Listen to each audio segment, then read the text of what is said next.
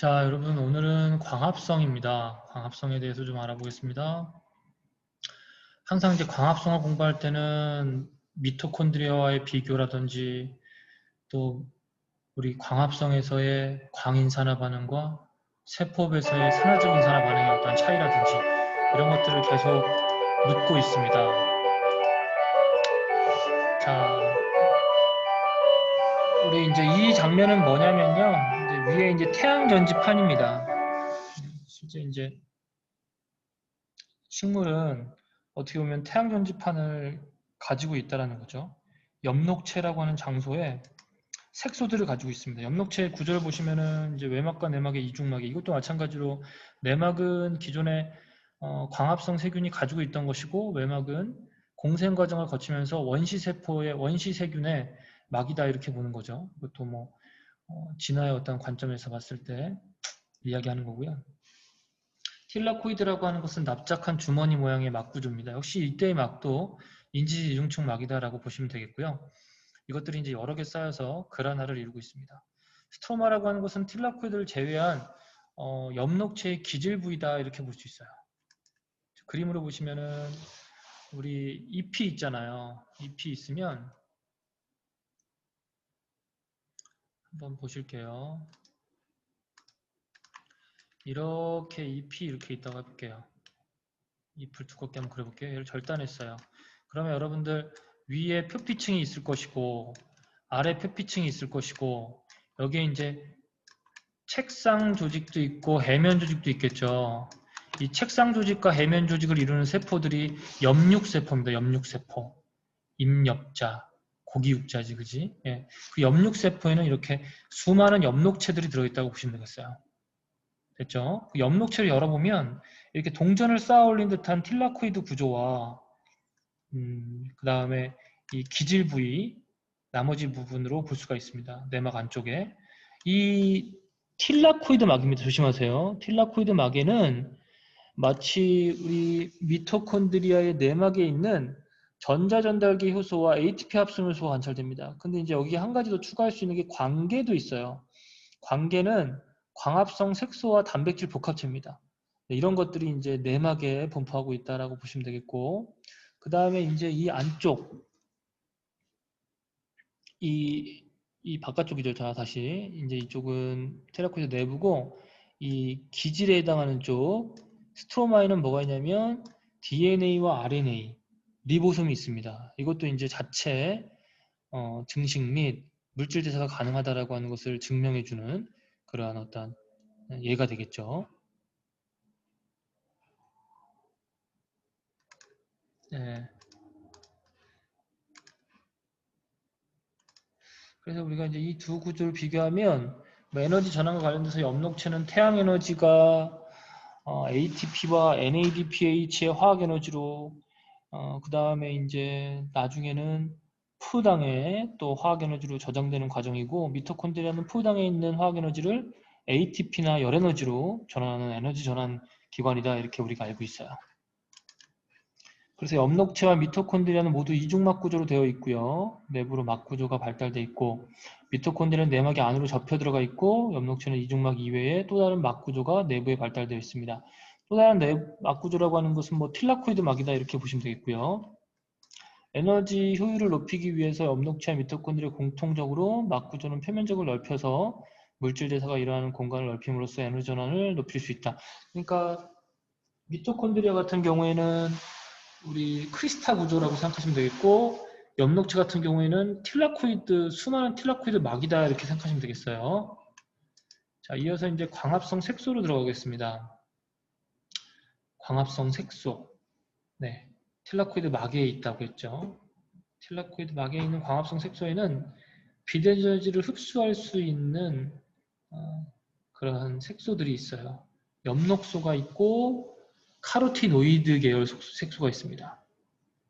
엽록소 A와 B, C, D 이렇게 있는데 우리 식물 같은 경우는 엽록소 A와 B, 그 다음에 카로티노이드 색소가 있고요. 녹조류 같은 경우에도 우리 엽록소 A, B와 카로티노이드 똑같습니다. 그러니까 녹조류를 식물의 어떤 조상이다라고 이야기해요. 우리 분류학에서. 그 다음에 여러분들 해류류 중에서 녹조류 말고 이제 갈조류 있죠? 미역이라든지 다시마라든지 이런 애들 있죠? 얘네들은 이제 엽록소 A와 엽록소 C를 갖고요. 갈조소라는 것 같습니다. 그 다음에 홍조류가 있어요. 김오목가사리 이런 홍조류는 엽록소 A와 엽록소 D 그 다음에 홍조소 이런 것들 같습니다. 아무튼 이제 지구상에 광합성을 하는 모든 생물은 엽록소 A를 갖는다 이렇게 볼 수 있고요. 또 엽록소 A는 광합성에서 중심적인 역할을 하는 색소예요. 중심 색소라고 합니다. 그 얘기를 이제 좀 드렸고요. 카로티노이드계 색소는 이제 황색, 적황색을 띠고요. 엽록소들이 흡수하지 못하는 빛의 파장대의 일부를 흡수해주고 강한 빛에서 엽록소가 파괴되는 것을 막아주는 역할을 해줍니다. 네. 일종의 이제 엽록소 B라든지 카로티노이드계 색소들은 보조 색소라고 해요. 안테나 색소. 그러니까 이제 이렇게 한번 그림으로 표현해 보면요. 이 틸라코이드 막이고요. 여기 이제 광계라는 게 있어요. 광계는 우리 광합성 색소와 단백질이라고 그랬잖아요. 여기에 이제 많은 보조 색소들이 있습니다. 이 보조 색소들이 있고요. 여기 이제 엽록소 A, 한 쌍의 엽록소 A가 있어요. 중심 색소죠. 빛을 받아요. 얘네들이 빛 에너지를 흡수하면 이 에너지를 여기다 모아준다고 보시면 되겠어요. 이 안테나 색소들, 보조 색소들. 알겠죠? 됐죠? 어디에? 반응 중심 색소인 엽록소 A에 모아준다는 거죠. 이 반응 중심 색소인 엽록소 A가 피그먼트 우리 680 나노미터의 파장의 빛을 가장 잘 흡수하는 반응 중심 색소를 가지고 있는 광계인 경우 우리 이걸 광계 2라고 합니다. 광계 2. 여러분 광계 2라고 해요. 광계 2. 얘는 피그먼트 얼마? 680 나노미터의 파장을 가장 잘 흡수하는 엽록소 A 한 쌍 반응 중심 색소를 갖는 경우. 그 다음에 이제 광계원이라고 하는 것도 들어보셨죠? 우리 광계원이라고 하는 녀석은 뭐냐면 그 광계를 이루고 있는 반응 중심 색소인 엽록소 A 한 쌍이 피그먼트 700 나노미터의 파장의 빛을 가장 잘 흡수할 때 우리가 그것을 광계원이라고 불러요. 광계원과 광계2가 있다는 거 한번 살펴봐 주시고요. 그 다음에 이제 광합성 색소와 빛 흡수율과 광합성 속도를 한번 여러분들 보시면 엽록소는 이제 청자색과 적색광을 잘 흡수합니다. 이제 흡수 스펙트럼으로 이제 확인을 했고요. 그 다음에 작용 스펙트럼을 보시면 역시 청자색과 적색에서 광합성을 가장 활발하게 해요. 그 얘기는 이제 이 두 그래프, 여러분들 흡수 스펙트럼과 작용 스펙트럼의 두 그래프를 비교해 보시면 엽록소에서 주로 이제 광합성을 진행하는구나, 빛을 흡수해서 활발하게 진행하는구나 라는 것을 알 수 있고요. 카로티노이드계 색소의 역할도 여러분이 좀 알 수 있는 게 초록색 빛을 흡수하는 역할을 한다. 그래서 엽록소에 전달한다는 것도 우리가 알 수 있습니다. 이 그래프죠. 흡수 스펙트럼은 어느 파장의 빛에서 엽록소들이 빛을 잘 흡수하는지를 보여주는 거고요. 주로 이제 청자색광 452쪽, 그 다음에 607, 80 우리 적색광에서 주로 흡수하는 거나. 그럼 어디서 광합성을 활발하게 하느냐? 역시 이제 왼쪽과 마찬가지로 청자색 쪽과 적색 쪽에서 광합성을 활발하게 한다는 거죠. 주로 이제 엽록소들에 의해서 빛을 흡수하여 광합성을 하게 된다. 이렇게 볼 수 있어요. 그리고 이제 이 왼쪽 그림에서 이제 엽록소 A를 찾는 것은요, 가장 양쪽으로 치우쳐져 있는 것을 찾으시면 돼요. 양쪽으로 더 치우쳐져 있는 거. 뭐예요? 이 엽록소 A, 이게 엽록소 A라는 거죠. 됐죠? 그리고 여기 보시는 것처럼 이제 500에서 550은 거의 흡수하지 않죠?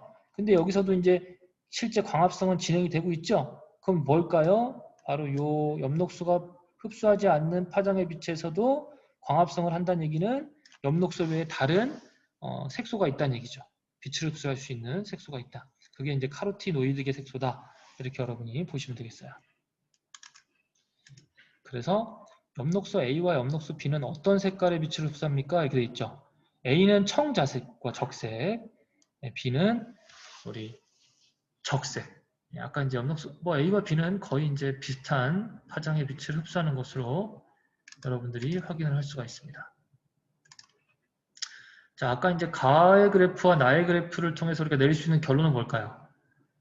자, 흡수 스펙트럼 그리고 작용 스펙트럼 거의 뭐하다? 일치한다. 이렇게 볼 수 있겠죠? 그래서 엽록소가 광합성에 필요한 빛 에너지를 주로 흡수하는구나 라는 것을 알 수 있습니다. 누가 엽록소가 주로 흡수하는구나 라는 것을 알 수 있다. 이렇게 보시면 되고요. 자, 근데 이제 아까 보셨던 것처럼 이제 500에서 550 나노미터의 파장에서도 광합성은 작용 스펙트럼에서 그려졌잖아, 그지? 그러니까 엽록소 외에도 다른 색소들이 있구나. 그게 이제 카로티노이드 계열 색소입니다. 카로틴과 잔토필.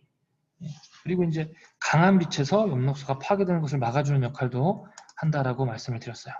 자, 그 다음으로 이제 오늘 마지막 내용은 잎의 색소 분리학입니다. 과연 이제 색소들은 어떤 색소들이 있을까, 식물에? 아까 이제 결론적으로 말씀드려서 이제 엽록소 A와 B, 카로티노이드 색소가 있다고 그랬는데, 실제 어떤 색소가 있는지 한번 실험으로 확인을 가능하다는 얘기예요.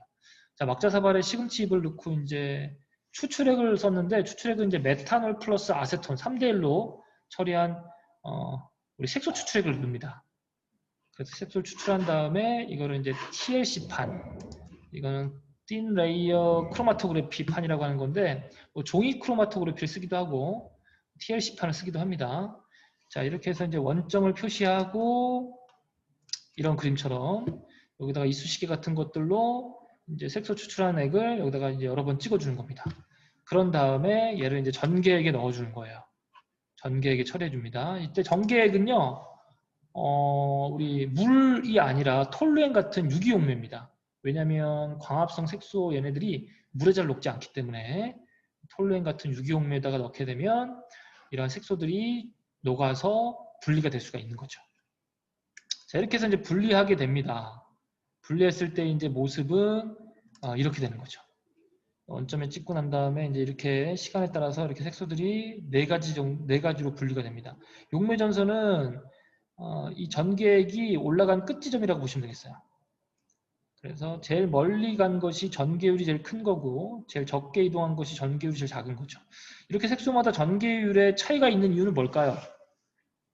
색소마다 전개율 차이가 있는 이유. 자, 일단 이제 분자량의 차이고요. 분자량이 작을수록 이제 전개율이 클 것이고, 또 이제 전개액에 대한 용해도의 차이. 용해도가 클수록 또 이제 전개율이 클 것이고, 또 전개지와의 흡착력 차이. 흡착력이 작을수록 또 전개율이 크겠죠. 전개율이라고 하는 것은 원점으로부터의 용매전선까지 거리분의 원점으로부터의 색소까지 거리를 우리가 전개율이라고 합니다. 보시면 이제 여기 지금 색소 1이겠죠? 여기 색소 1이죠, 여러분들. 색소 1, 황록색. 뭐 색깔로 구분하는 것은 아니고, 색소 2, 색소 3, 색소 4가 있는데, 여러분들 전기율이 제일 큰 게 여기 색소 4가 여러분들 카로틴이고요. 그 다음이 잔토필, 엽록소 A, 엽록소 B입니다. 그래서 카잔 A, B 이런 식으로 외우죠, 우리가. 제일 먼 것부터가 카잔 A, B 이런 식으로 정리를 해주시면 되겠어요. 자, 우리가 색소를 분리했고 전개율이 다른 이유 여기까지도 여러분들에게 설명을 드렸고요.